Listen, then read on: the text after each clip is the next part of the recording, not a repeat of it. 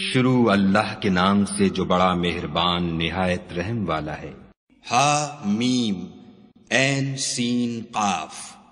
خدائے غالب و دانا اسی طرح تمہاری طرف مضامین اور براہین بھیجتا ہے جس طرح تم سے پہلے لوگوں کی طرف وہی بھیجتا رہا ہے۔ جو کچھ آسمانوں میں اور جو کچھ زمین میں ہے سب اسی کا ہے، اور وہ عالی رتبہ اور گرامی قدر ہے۔ قریب ہے کہ آسمان اوپر سے پھٹ پڑیں اور فرشتے اپنے پروردگار کی تعریف کے ساتھ اس کی تسبیح کرتے رہتے، اور جو لوگ زمین میں ہیں ان کے لیے معافی مانگتے رہتے ہیں۔ سن رکھو کہ خدا بخشنے والا مہربان ہے، اور جن لوگوں نے اس کے سوا کارساز بنا رکھے ہیں وہ خدا کو یاد ہیں اور تم ان پر داروغہ نہیں ہو۔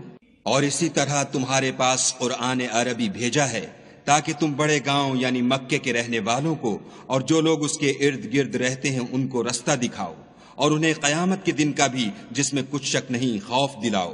اس روز ایک فریق بہشت میں ہوگا اور ایک فریق دوزخ میں، اور اگر خدا چاہتا تو ان کو ایک ہی جماعت کر دیتا، لیکن وہ جس کو چاہتا ہے اپنی رحمت میں داخل کر لیتا ہے، اور ظالموں کا نہ کوئی یار ہے اور نہ مددگار۔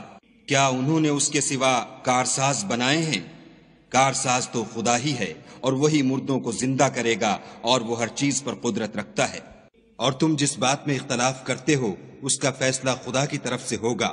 یہی خدا میرا پروردگار ہے، میں اسی پر بھروسہ رکھتا ہوں اور اسی کی طرف رجوع کرتا ہوں۔ آسمانوں اور زمین کا پیدا کرنے والا وہی ہے، اسی نے تمہارے لیے تمہاری ہی جنس کے جوڑے بنائے اور چار پایوں کی بھی جوڑے بنائے، اور اسی طریق پر تم کو پھیلاتا رہتا ہے۔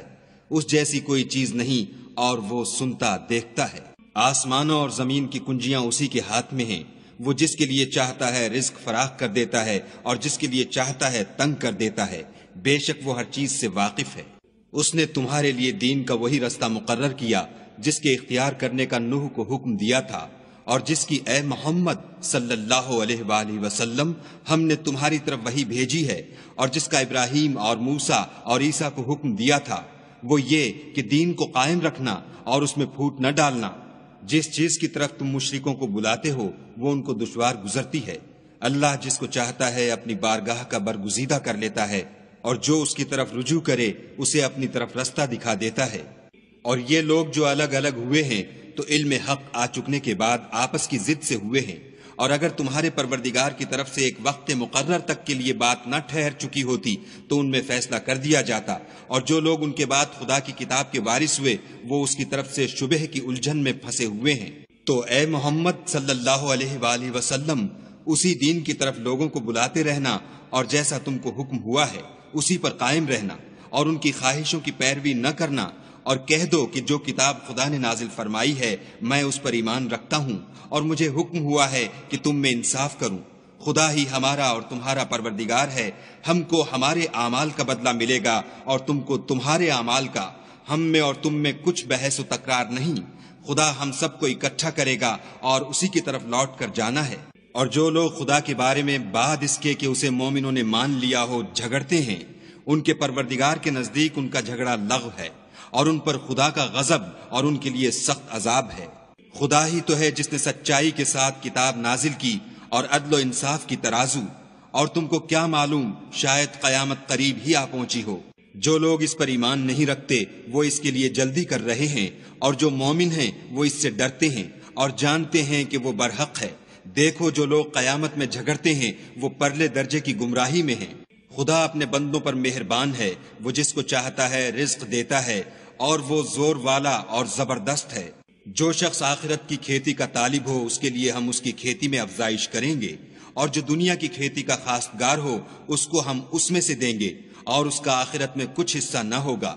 کیا ان کے وہ شریک ہیں جنہوں نے ان کے لیے ایسا دین مقرر کیا ہے جس کا خدا نے حکم نہیں دیا؟ اور اگر فیصلے کے دن کا وعدہ نہ ہوتا تو ان میں فیصلہ کر دیا جاتا، اور جو ظالم ہیں ان کے لیے درد دینے والا عذاب ہے۔ تم دیکھو گے کہ ظالم اپنے اعمال کے وبال سے ڈر رہے ہوں گے، اور وہ ان پر پڑھ کر رہے گا، اور جو لوگ ایمان لائے اور نیک عمل کرتے رہے وہ بہشت کے باغوں میں ہوں گے۔ وہ جو کچھ چاہیں گے ان کے پروردگار کے پاس موجود ہوگا، یہی بڑا فضل ہے۔ یہی وہ انعام ہے جس کی خدا اپنے بندوں کو جو ایمان لاتے اور عمل نیک کرتے ہیں بشارت دیتا ہے۔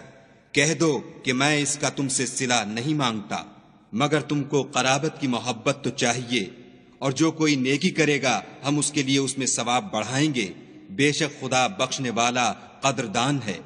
کیا یہ لوگ کہتے ہیں کہ پیغمبر نے خدا پر جھوٹ باندھ لیا ہے؟ اگر خدا چاہے تو اے محمد صلی اللہ علیہ وآلہ وسلم تمہارے دل پر مہر لگا دے، اور خدا جھوٹ کو نابود کرتا اور اپنی باتوں سے حق کو ثابت کرتا ہے، بے شک وہ سینے تک کی باتوں سے واقف ہے۔ اور وہی تو ہے جو اپنے بندوں کی توبہ قبول کرتا اور ان کے قصور معاف فرماتا ہے، اور جو تم کرتے ہو سب جانتا ہے۔ اور جو ایمان لائے اور عمل نیک کیے ان کی دعا قبول فرماتا اور ان کو اپنے فضل سے بڑھاتا ہے، اور جو کافر ہیں ان کے لیے سخت عذاب ہے۔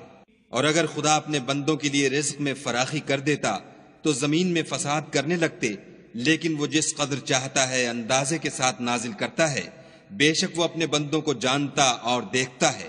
اور وہی تو ہے جو لوگوں کے نا امید ہو جانے کے بعد مہ برساتا اور اپنی رحمت یعنی بارش کی برکت کو پھیلا دیتا ہے، اور وہ کارساز اور سزاوار تعریف ہے۔ اور اسی کی نشانیوں میں سے ہے آسمانوں اور زمین کا پیدا کرنا، اور ان جانوروں کا جو اس نے ان میں پھیلا رکھے ہیں، اور وہ جب چاہے ان کے جمع کر لینے پر قادر ہے۔ اور جو مصیبت تم پر واقع ہوتی ہے سو تمہارے اپنے فعلوں سے، اور وہ بہت سے گناہ تو معاف کر دیتا ہے۔ اور تم زمین میں خدا کو عاجز نہیں کر سکتے، اور خدا کے سوا نہ تمہارا کوئی دوست ہے اور نہ مددگار۔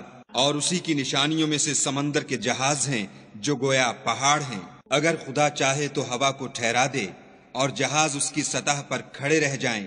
تمام صبر اور شکر کرنے والوں کے لیے ان باتوں میں قدرت خدا کے نمونے ہیں۔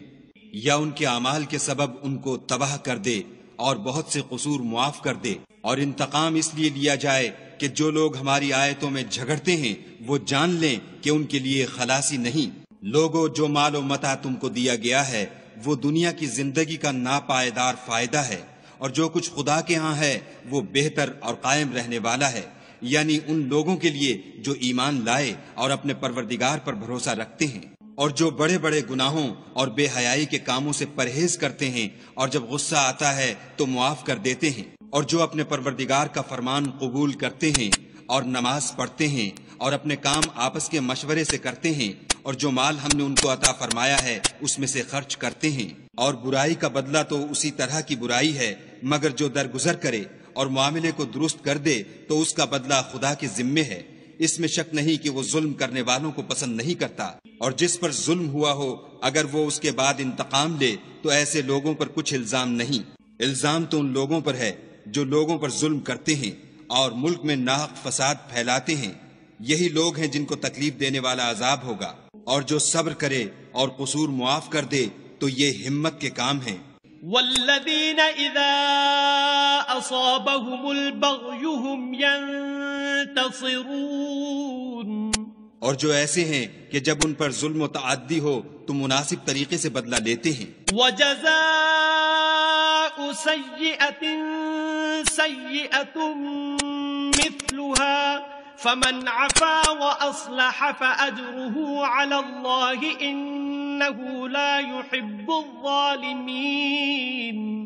اور جس شخص کو خدا گمراہ کرے تو اس کے بعد اس کا کوئی دوست نہیں، اور تم ظالموں کو دیکھو گے کہ جب وہ دوزخ کا عذاب دیکھیں گے تو کہیں گے کیا دنیا میں واپس جانے کی کوئی سبیل ہے؟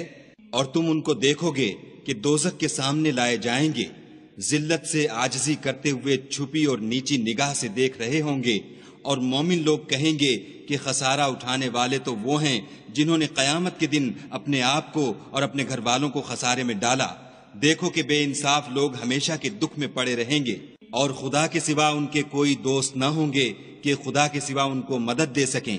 اور جس کو خدا گمراہ کرے اس کے لیے ہدایت کا کوئی رستہ نہیں۔ ان سے کہہ دو کہ قبل اس کے کہ وہ دن جو ٹلے گا نہیں خدا کی طرف سے آ موجود ہو، اپنے پروردگار کا حکم قبول کرو۔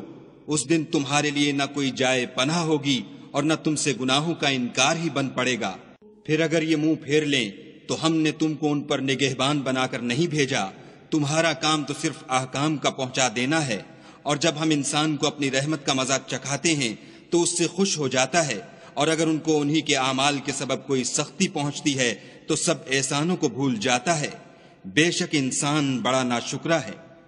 تمام بادشاہت خدا ہی کی ہے، آسمانوں کی بھی اور زمین کی بھی۔ وہ جو چاہتا ہے پیدا کرتا ہے، جسے چاہتا ہے بیٹیاں عطا کرتا ہے اور جسے چاہتا ہے بیٹے بخشتا ہے، یا ان کو بیٹے اور بیٹیاں دونوں عنایت فرماتا ہے، اور جس کو چاہتا ہے بے اولاد رکھتا ہے، وہ تو جاننے والا اور قدرت والا ہے۔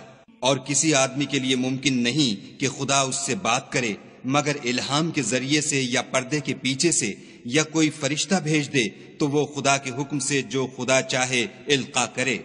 بے شک وہ عالی رتبہ اور حکمت والا ہے۔ اور اسی طرح ہم نے اپنے حکم سے تمہاری طرف روح القدس کے ذریعے سے قرآن بھیجا ہے۔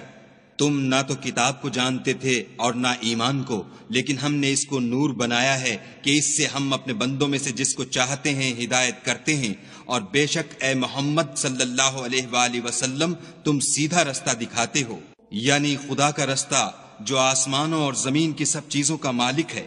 دیکھو سب کام خدا کی طرف رجوع ہوں گے اور وہی ان میں فیصلہ کرے گا۔